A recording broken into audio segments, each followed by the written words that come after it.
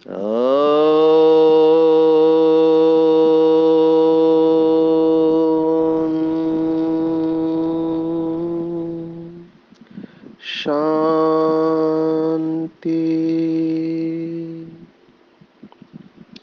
आज 18 दिसंबर 2022 भारत में रविवार है। Today is 18th December 2022 and it's Sunday in Bharat. आज की मुरली का जादुई रहस्य स्वयं को प्रेरणा देने के लिए magical secrets of today's Murli for motivating the self.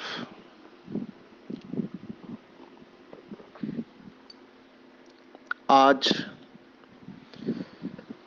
रविवार है तो विशेष अव्यक्त महावाक्य है और आज विशेष तीसरा रविवार है तो पूरे विश्व में अंतर्राष्ट्रीय योग है। आज की मुरली पिछले संडे की मुरली के साथ कनेक्टेड है। हम सब जानते हैं 93 की अव्यक्त मुरलियाँ चल रही है। जिस वर्ष को बाबा ने अव्यक्त वर्ष मनाने के लिए कहा था, पिछले संडे हमने 18 जनवरी की मुरली देखी जिसका टाइटल था तपस्या का आधार दृढ़ प्रतिज्ञा। आज फिर से वही थ्रेड पकड़कर बाबा ये आज की संडे की मुरली चला रहे हैं। आज की मुरली में भी प्रतिज्ञा की बात आई हुई है तो बाबा को कितना होना रहता है, फिक्र रहता है ये प्रतिज्ञा शब्द के बारे में। आज की मुरली का टाइटल है ब्राह्मण जीवन का श्वास सदा उमंग उत्साह। और आज की मुरली में काफी सारी जोड़ियां आई है। हम लगातार जोड़ियों को देख रहे हैं। बाबा अपनी बात को रखने के लिए इन शब्दों का सहारा लेते हैं और कितना कठिन से कठिन सब्जेक्ट को सरल कर देते हैं। अगर हम इन जोड़ियों को भी देखें अच्छी तरह से तो बहुत सारी क्लैरिटी आती है, स्पष्टता आती है और कहाँ हम गलत जा रहे हैं ये हमको पता चलता है। तो जैसे टाइटल में था, पहली जोड़ी उमंग और उत्साह की जोड़ी, दूसरी जोड़ी है प्रतिज्ञा और परीक्षा की जोड़ी, तीसरी है प्यार और त्याग की जोड़ी। दोनों एक दूसरे के अपोजिट है, अटैचमेंट एंड डिटैचमेंट, प्यार और त्याग। चौथी है निश्चय और निश्चिंत की जोड़ी। पांचवी है फाइल और फाइनल की जोड़ी। छठी है भिन्नता और एकता की जोड़ी। सातवीं है कमजोर और पावरफुल की जोड़ी, जिसी को बाबा ने अधिकारी और अधीनता की जोड़ी कहा है। तो 8 जोड़ियां हो गई। 9वीं है असंभव और संभव की जोड़ी। ये भी बहुत इंटरेस्टिंग है, इंपॉर्टेंट है, नशे में लेके जाने वाली है। 10वीं है मोहब्बत और मेहनत की जोड़ी, जो पिछले संडे की मुरली में भी आई थी। और 11वीं है संपन्नता और संतुष्टता की जोड़ी। तो देखो बाबा कितना इन शब्दों का यूज करके हमको कठिन से कठिन सब्जेक्ट को सरल करके समझाते हैं। मुझे इन सबको अगर टॉप लिस्ट में रखे वैसे तो मुश्किल है, लेकिन वर्तमान जो ड्रामा में समय चल रहा है उस हिसाब से मुझे ये उमंग उत्साह शब्द बहुत प्रिय है। मेरे पास जो भी पेशेंट आते हैं उनका उमंग उत्साह समाप्त हो चुका रहता है। ना कोई उमंग है ना कोई तरंग है। मेरी जिंदगी तो क्या एक कटी पतंग है। निराश उदास हताश ऐसे लोग मेरे पास आते हैं जिनके पास एनर्जी ही नहीं बची है, कुछ काम करने की एनर्जी नहीं है, कुछ नया संकल्प लेने की एनर्जी नहीं है, जीवन जीने की एनर्जी खत्म हो चुकी है, जिसको हम कॉमन शब्द इस्तेमाल करते हैं डिप्रेशन। मेरे पास जब पेशेंट आते हैं तो मैं उनके शब्द को परिवर्तन करने का सुझाव देता हूं कि आज के बाद आप ये मत कहना मैं डिप्रेस हूं, क्योंकि जब आप 10 बार सोचते हो कि मैं तो डिप्रेस हूं, मैं तो डिप्रेस हूं, मैं तो डिप्रेस हूं, अभी ये अननोइंगली होता है क्योंकि अनकॉन्शियस होते हैं, तो अनजानेपन में ये शब्द इस्तेमाल करते हैं। जैसे बाबा मुरली में कहता है कि मैं बीमार, मैं बीमार, मैं बीमार, या मैं भैंस हूं, भैंस हूं, भैंस हूं, तो जो आप सोचते हैं वैसा हो जाता है। तो मैं डिप्रेशन हूं ये नहीं कभी कहना चाहिए। इवन इफ अगर आपका मूड भी लो है तो आप ये कह सकते कि अभी वर्तमान समय मेरा मूड लो है, मैं उदासी का अनुभव कर रही हूं, पर मैं उदास आत्मा नहीं हूं। उदास आत्मा ये स्टेटमेंट हो गया, फाइनल हो गया। साइकोलॉजी में कहते हैं कि ओकेजनल उदासी सबको आती है, लेकिन वो आपका स्वभाव नहीं है, टेम्पररी मोड है वो। तो अपनी भाषा को बदलना चाहिए, और उमंग उत्साह उसका एंटीडोट है। हम उनको कहते हैं आप थोड़ा एक्सरसाइज कर दो, बोलते हैं एक्सरसाइज करने का दिल ही नहीं करता जबकि एक्सरसाइज ही उसका इलाज है। एलोपैथी के हिसाब से ये उदासी जो भी आती है बीमारी, निराशा की या नैराश्य की बीमारी, उसका कारण बताते हैं साइकियाट्रिस्ट की ब्रेन के अंदर कुछ न्यूरोट्रांसमीटर की कमी हो जाती है, रासायनिक पदार्थ, जिसमें सीरोटोनिन और नॉरएड्रेनालिन आदि है। और जो एक्सरसाइज करता है, तो एक्सरसाइज करने से बहुत सारे फायदे हैं।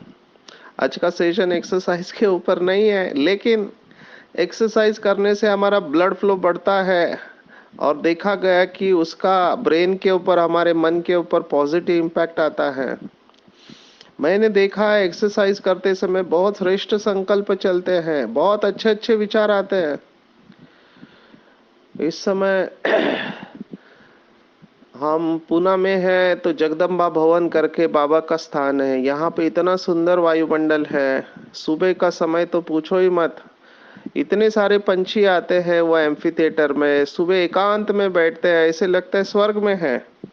तो एक्सरसाइज करते समय चारों तरफ बोर्ड लगे हुए हैं बाबा के पॉजिटिव थॉट्स, तो चलते चलते उस बोर्ड को पढ़ते हैं, वो थॉट अंदर जाता है और पक्का हो जाता है। तो एंटीडोट है उमंग उत्साह। हमने पहले भी देखा, बाबा ने तो आज मुरली में स्पष्ट कहा है, ब्राह्मण जीवन का श्वास है उमंग उत्साह। अगर उत्साह नहीं तो ब्राह्मण जीवन नहीं। और बाबा ने ये नहीं कहा कभी कभी उमंग उत्साह चलेगा, नहीं, बाबा ने स्पष्ट कहा सदा उमंग और उत्साह। ब्राह्मण जीवन में हर सेकंड उमंग उत्साह नहीं तो ब्राह्मण जीवन नहीं। जैसे डॉक्टर्स को सिखाया जाता है कि श्वास एक रस चलना चाहिए, फास्ट या स्लो नहीं होना चाहिए। दोनों गड़बड़ वाले मामले हैं। गुस्से में श्वास बहुत फास्ट चलता है और डिप्रेशन में सांस बहुत धीरे चलता है। तो बाबा ने आज यही बात कही है, अविनाशी सर्जन है, डॉक्टर है बाबा, तो कहता है श्वास की गति बहुत तेज हो जाए तो भी जीवन यथार्थ नहीं, और स्लो हो जाए तो भी यथार्थ जीवन नहीं कही जाएगी। इसको हाई प्रेशर लो प्रेशर हो जाता है, तो नॉर्मल जीवन नहीं कहा जाएगा। तो चेक करना चाहिए, बाबा कहता है चेक करो ब्राह्मण जीवन में उमंग उत्साह की गति नॉर्मल है या कभी बहुत फास्ट कभी बहुत स्लो हो जाती है, एक रस होनी चाहिए। तो संगम युग की हर घड़ी उत्सव है, उत्साह होना चाहिए। अंग्रेजी में एंथुजियाज्म कहते हैं, एंथियोस माना अंदर परमात्मा की शक्ति जिसके है वही हमेशा उमंग उत्साह में रह सकता है, ऐसा अंग्रेजी शब्द कहता है। उत्साह होना चाहिए, उत्साह भरी जीवन होनी चाहिए। हमने दादी जानकी को देखा, उत्साह, कैसी भी परिस्थिति हो, उत्साह नहीं गया। तो श्वास की गति ठीक है, बाबा पूछ रहे हैं। तो मनोरंजन, उत्सव माना मनोरंजन। बाबा ने कहा, आज बाबा ने एक विशेष शब्द कॉइन किया है, इसको अंग्रेजी में नियोलॉगिज्म कहते हैं, नए शब्द कॉइन करना। ये भगवान से सीखे। आज बाबा ने नया शब्द इस्तेमाल किया, वो है ब्राह्मण क्लब। ब्राह्मण क्लब, ब्राह्मणों का भी क्लब है। तो बाबा तो चतुर सुजान है, ज्ञान का सागर है। कहता है मनोरंजन के लिए कहाँ जाते हैं पुरानी दुनिया में? तो सागर के किनारे जाते हैं। और कहाँ जाते हैं? तो क्लब में जाते हैं या बगीचे में जाते हैं। तो बाबा ऊपर से देखता रहता है बच्चे मनोरंजन के लिए कहाँ कहाँ जाते हैं। और बाबा ने जवाब दिया कि यहाँ ही सागर का किनारा भी है, बगीचा भी है, तो क्लब भी है। कहीं जाने की जरूरत नहीं मनोरंजन के लिए। यहाँ पे सागर है, शिव बाबा, बगीचा है उसके गुणों की, है ना, जिसको बाबा कहते हैं बाप दादा का बगीचा है, जिसको अल्लाह का बगीचा कहते हैं, जिसमें अलग अलग विशेषताओं रूपी गुलदस्ता है फूलों का। और ब्राह्मणों का क्लब है, सर्वश्रेष्ठ महान आत्माएं इस क्लब में है विश्व के। तो मनोरंजन के लिए कहाँ जाने की जरूरत नहीं है। मैं हमेशा अपने सेशन में कहता हूँ, कल भी यहाँ भट्टी है, तो भट्टी में 3 अलग अलग ग्रुप से मिलने वाले हैं। तो यही मैजिकल बातें बताने वाले हैं कि हमारी नजरों में सब कुछ है। अब ये बहुत बड़ी बात हो जाएगी, पहले भी सुनाया है, लेकिन पूरा मैजिक है नजरों में, दृष्टि में है। हम क्या देखते हैं। अंग्रेजी में कहते हैं you are what you see. तो हम क्या देखते हैं, तो आप इस तरह से जी सकते हैं। आइंस्टाइन का बहुत फेमस कोट है कि आप या तो ऐसे जी सकते हैं कि नथिंग इज मिराकल, कुछ भी चमत्कार नहीं है, या तो फिर ऐसे जी सकते हैं कि हर सेकंड मिराकल है। तो अगर आपकी दृष्टि में वो पावर है तो आपके लिए हर क्षण मिराकल है, चमत्कार है। कैसे? तो आज का साइंस भी ये कहता है, क्वांटम फिजिक्स, भौतिक शास्त्र कहता है कि वो जो सब एटॉमिक पार्टिकल्स है, एटम के अंदर कण है, जिसको अलग अलग नाम दिए, लेप्टॉन, मेसॉन्स, बोसॉन्स, माना उसमें 3 प्रकार के होते हैं, लाइट वेट, मीडियम वेट और हेवी वेट। तो उनकी लोकेशन को वर्तमान साइंस ढूंढ नहीं सकता, लेकिन जैसे ही दृष्टि पड़ते हैं वो आ जाते हैं। तो उनको जन्म देने वाला हमारी दृष्टि है। It is the consciousness of the observing scientist, ऐसे कहा गया। तो वो पैदा कब हो जाते हैं? जब दृष्टि पड़ती है। तो ये हिडन वेरिएबल है। और हमारे ब्राह्मण जीवन में भी जब हम इन गुणों को दृष्टि देंगे तो वो पैदा हो जाएंगे। अंग्रेजी में कहते हैं where energy goes thing grows. और एनर्जी कहाँ जाता है? जहां अटेंशन होता है वहां एनर्जी जाता है। तो हमारी एनर्जी अगर इसके ऊपर फोकस है, उमंग उत्साह के ऊपर, तो हर घड़ी मनोरंजन है, हर घड़ी उत्साह है। इसको अंडरलाइन कर सकते हैं। अगर बाबा का बच्चा बनकर मेरे जीवन में उत्साह नहीं है तो मैं ब्राह्मण नहीं हूं। आज विशेष बाबा ने कहा, बहुत सुंदर बात कही है। बाबा बीच बीच में पिंच करता है, पकड़ता है। तो शिवरात्रि का मुरली है ये। तो बाबा ने कहा शिव जयंती व शिवरात्रि। किसी ने प्रश्न पूछा, जब वो अजन्मा है तो उसकी जयंती कहाँ से है? तो शब्द को पकड़ लेते हैं। ये सब शब्द बाबा ने दिए हुए भक्ति मार्ग के शब्द और ज्ञान मार्ग के शब्द अलग है। ये अलौकिक जन्म है, दिव्य जन्म है। हमने भगवत गीता में देखा, जन्म कर्मच में दिव्यम, मेरे जन्म और कर्म दिव्य है। तो अजन्मा का अर्थ है कि दिव्य जन्म है मेरा, क्योंकि मैं परकाया प्रवेश करता हूँ। भक्ति मार्ग में तो कहते हैं कि एक ही बार आता है, यहाँ तो बाबा कितने बार आता है। तो ये इसका अर्थ है। और हमको ये सब रहस्य, आज शब्द ये मुरली में आया है, दोनों के रहस्य को अच्छी तरह से जानते हो और दूसरों को स्पष्ट सुना भी सकते हो। शिवरात्रि अभी आने वाली है फरवरी में,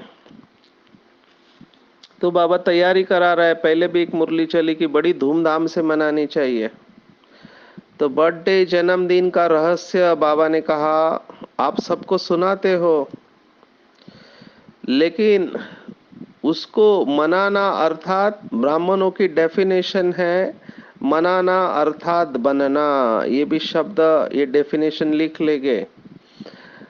बी के लाइफ में कोई भी चीज हम मनाते हैं, इसका अर्थ बनते हैं वैसे। और शिवरात्रि पर क्या करते हैं, तो व्रत लेते हैं। तो बाबा ने फर्क बताया है, ये बहुत बार आया है मुरलियों में, इसलिए इसके ऊपर ज्यादा समय नहीं लेंगे। तो वो क्या करते हैं, वो व्रत रखते, किसका व्रत रखते हैं, तो खाने पीने का रखते हैं, पवित्रता का रखते हैं, और तीसरा किसी को दुख नहीं देना है, ये व्रत रखते हैं। लेकिन उनका एक दिन का है, हमारा पूरे जीवन का है। तो शिवरात्रि में बाबा कहता है कि अंधकार को मिटाने वाली है शिवरात्रि। कौन सा अंधकार, तो विकारों का अंधकार। तो ये शब्द मुझे बहुत अच्छा लगा। बाबा ने मुरली में कहा कि प्रकाश लाने वाली शिवरात्रि, अंधकार मिटाए प्रकाश लाने वाली। तो बाबा ने दो उदाहरण दिए, ये भी एक जोड़ी है, ज्ञान सूर्य और दीपक। दीपक भी अंधकार दूर करता है और सूर्य भी दूर करता है, लेकिन बाबा ने दोनों में फर्क बताया है कि दोनों में क्या फर्क है। तो बाबा ने कहा कि मास्टर ज्ञान सूर्य बनकर विश्व में अंधकार को मिटाए रोशनी देने वाली आप हो। तो जो खुद रोशनी देने वाला है, उसके जीवन में अंधकार कैसे हो सकता है। इसीलिए बाबा ने कहा दीपक तो नहीं होना, तो या तो दीपक है या तो ज्ञान सूर्य है। तो बाबा ने कहा दीपक के तले अंधकार होता है, ऊपर रोशनी होती है। तो बाबा यही पिंच कर रहा है, कहीं आप दीपक तो नहीं हो, बाहर से उजियारा और अंदर से काला। तो हम ज्ञान सूर्य है, क्योंकि सूर्य खुद भी प्रकाश स्वरूप है, लाइट माइट रूप है, और दूसरों की भी लाइट माइट देने वाले हैं। तो जहां बाबा ने कहा सदा रोशनी होती है, वहां अंधकार का प्रश्न ही नहीं उठता। और रोशनी की भी व्याख्या दी है बाबा ने। बाबा की रोशनी की व्याख्या क्या है, संपूर्ण पवित्रता। संपूर्ण पवित्रता अर्थात संपूर्ण रोशनी। और बहुत डेप्थ में बाबा ने कहा कि पवित्रता वो समझते हैं ब्रह्मचर्य, लेकिन बाबा ने कहा संपूर्ण पवित्रता केवल काम विकार नहीं है, लेकिन सभी विकारों से मुक्ति है। उसमें क्रोध, लोभ, मोह, अहंकार, ईर्ष्या, द्वेष, घृणा, आलस्य, डर सब आ जाता है।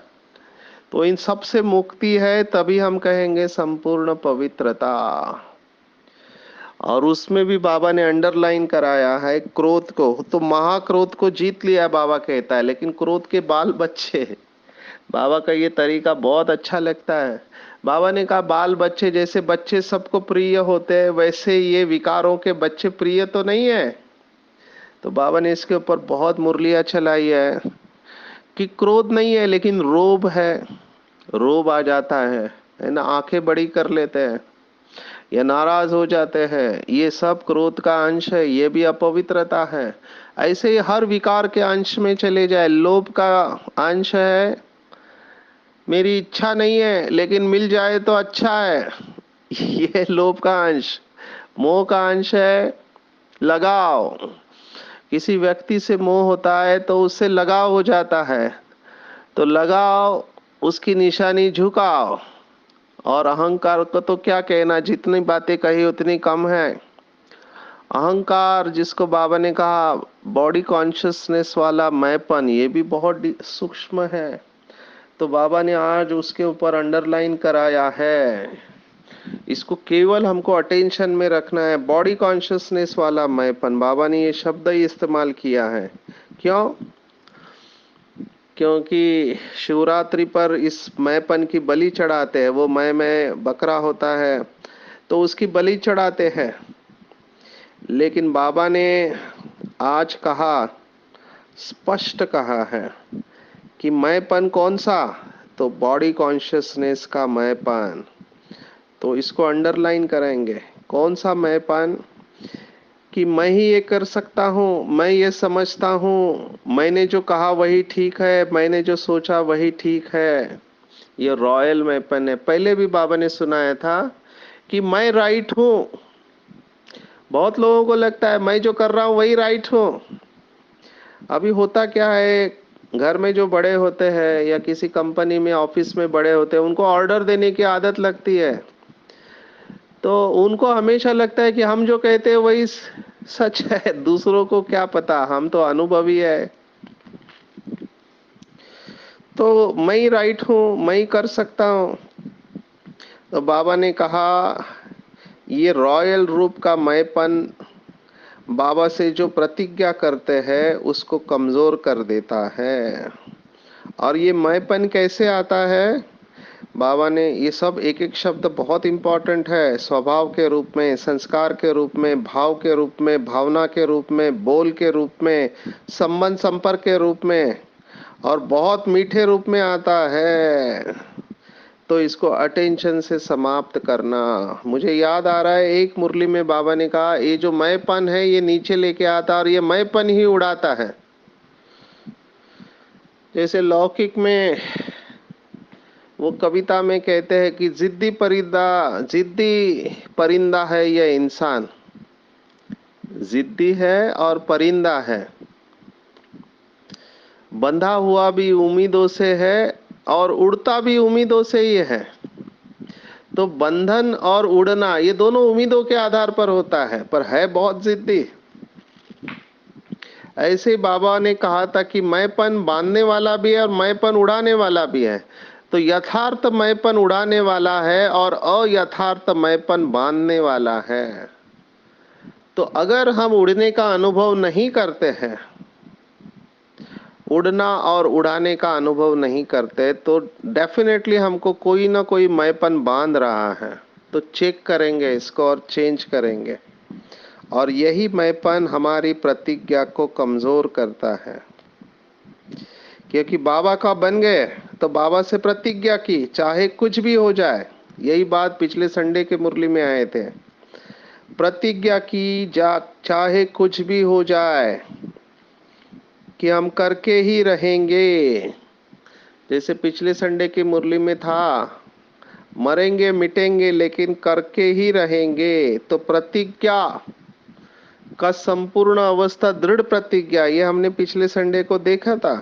कुछ भी त्याग करना पड़े, कुछ भी सुनना पड़े, लेकिन प्रतिज्ञा नहीं जाए। प्राण जाए पर वचन न जाए। लेकिन होता क्या है कि जब परीक्षा आती है तो प्रतिज्ञा कमजोर हो जाती है। परीक्षा आती है तो प्रतिज्ञा कमजोर हो जाती है। तो बाबा ने आज फिर से उसका सॉल्यूशन दिया है कि मन से प्रतिज्ञा करो। और मन से प्रतिज्ञा करना अर्थात मन को मन मना भाव बनाना। और ये मन मना भाव का मंत्र बाबा ने कहा यंत्र बन जाता है, लेकिन मन से करना होगा। अगर हमारी भाषा है कि करेंगे देखेंगे, तो बाबा ने कहा ये गे की भाषा नहीं चलेगी। इसको कहेंगे मजबूरी से करने वाले। तो मजबूर नहीं बनना है, मजबूत बनना है। अव्यक्त महावाक्य है, मजबूर नहीं बनना है, मजबूत बनना है। तो मजबूत कैसे सोचेगा कि बाप ने कहा और हुआ ही पड़ा है, निश्चय और सफलता में निश्चिंत। तो नहीं, बाबा ने कहा तो तोता करता है, कब हो जाए नहीं, फाइनल करना है। फाइल में बहुत सारी प्रतिज्ञा पड़ी हुई है, फाइनल करना है। तो आज पूरा, आज की मुरली में चेक करेंगे कि मैंने जो बाप दादा से प्रतिज्ञा की है संपूर्ण पवित्रता की, क्या मैं उसको फॉलो कर रहा हूँ। जब मेरे भक्त जो है वो भक्त मुझे कॉपी कर रहे हैं, एक दिन के लिए चाहे कुछ भी हो जाए, संपूर्ण पवित्र रहते हैं, किसी को दुख नहीं देते हैं, व्रत को पक्का रखते हैं। बाबा ने पूछा कहीं आप ढीले तो नहीं होते, रोज भोग लगाना, रोज खाना खाना, एक बार आज थक गए बाहर से मंगवा लेते हैं। बाबा ने बराबर पकड़ा, इसका मतलब कुछ ऐसे बच्चे हैं बाबा के जो बाहर से मंगवा के खाते हैं। तो बाबा ये सब ऊपर से देखता रहता है, तो बाबा ने कहा इसमें कभी भी ढीला नहीं पड़ना। प्राण जाए पर वचन न जाए। कुछ भी हो जाए, कैसी भी परिस्थिति हो, प्रतिज्ञा के लिए मरना पड़े लेकिन प्रतिज्ञा नहीं जाए। ऐसे बाबा के बच्चे नंबर लेते हैं। एक मुरली में मुझे याद आ रहा है, बाबा ने इतना कड़ा शब्द इस्तेमाल किया। बाबा ने कहा अगर पवित्रता के लिए मरना पड़े तो मर जाना चाहिए। शिव भगवान वाच।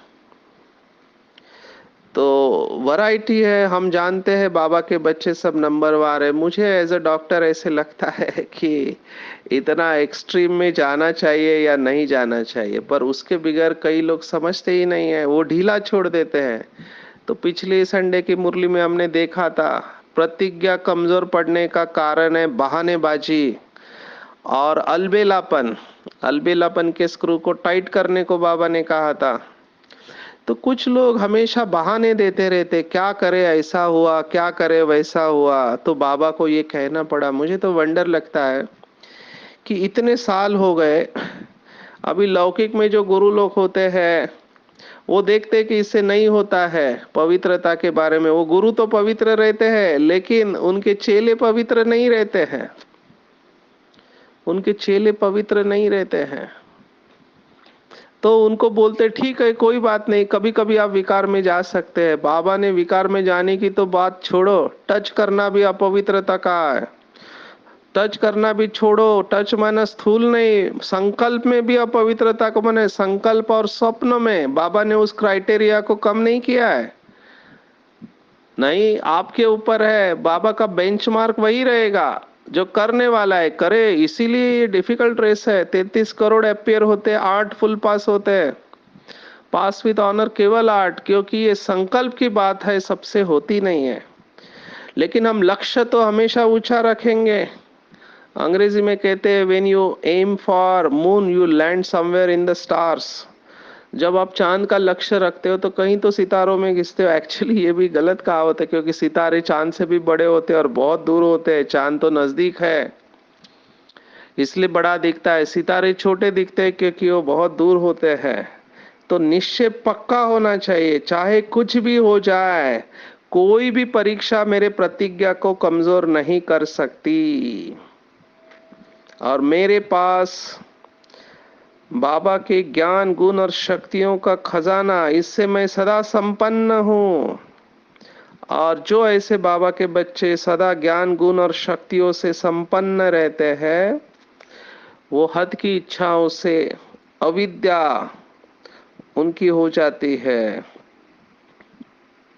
वो कभी मांगते नहीं है कि ये मिले वो मिले, राहत मिले, बाबा ये दे दो। नहीं, मांगना माना भिखारी। और हम भिखारी नहीं है, अधिकारी बाबा के बच्चे हैं, क्योंकि अंदर से संपन्न और संतुष्ट बच्चे हैं। ऐसे बच्चों को ही बाबा ने संपत्तिवान कहा गया है। ये रूहानी संपत्ति से भरपूर बच्चे हैं। तो ऐसे बाबा के जो बच्चे मोहब्बत में सदा लवलीन रहते हैं, उनके पास मेहनत नाम का शब्द उनके डिक्शनरी में होता ही नहीं है।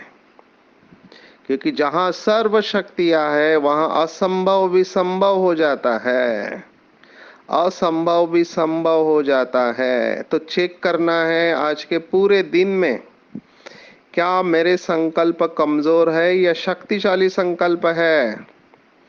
चाहे कुछ भी हो जाए, कुछ भी त्याग करना पड़े, प्राण जाए पर प्रतिज्ञा नहीं जाए। तो अपने जीवन का अंधकार दूर करके दूसरों के जीवन का भी अंधकार मिटाने वाले उमंग उत्साह के अधिकारी बाबा के बच्चे, आज हम दिन भर में अटेंशन रखेंगे, कम से कम 24 घंटे अटेंशन रखेंगे। मेरा उमंग उत्साह एक रस रहता है या ऊपर नीचे होता है? तो बाबा ने कहा था हम आधार मूर्त और उद्धार मूर्त है, कल्प वृक्ष की जड़ में है, पूर्वज है। जितना हमारे अंदर उमंग उत्साह होगा, एनर्जी होगी, उतना कल्प वृक्ष के हर पत्ते को एनर्जी मिलने वाली है। तो इतनी जिम्मेवारी समझकर अपने आप को रूहानी संपत्ति से संपन्न और संतुष्ट बनाकर पूरे वृक्ष को उत्साह की एनर्जी देने वाले कल्प कल्प के विजयी रतन बने। अच्छा, ओम शांति।